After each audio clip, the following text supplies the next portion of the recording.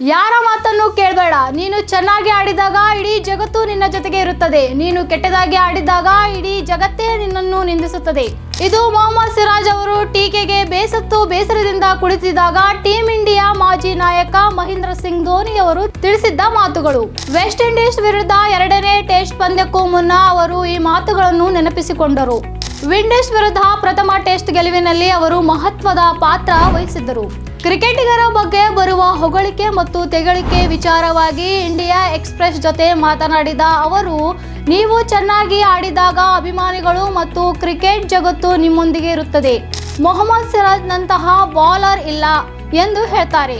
ಅದೇ ಮುಂದಿನ ಪಂದ್ಯದಲ್ಲಿ ನೀವು ಚೆನ್ನಾಗಿ ಆಡದಿದ್ದರೆ ಅವರು ಅಯ್ಯೋ ಈತ ಎಂಥ ಬೌಲರ್, ಹೋಗಿ ನಿಮ್ಮಪ್ಪನ ಜೊತೆ ಆಟ ಓಡಿಸು ಎಂದು ಹೇಳ್ತಾರೆ.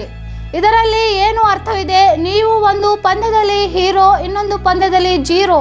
ಜನರು ಅಷ್ಟು ಬೇಗ ಬದಲಾಗುತ್ತಾರೆಯೇ ಎಂದು ಸಿರಾಜ್ ಪ್ರಶ್ನಿಸಿದ್ದರು.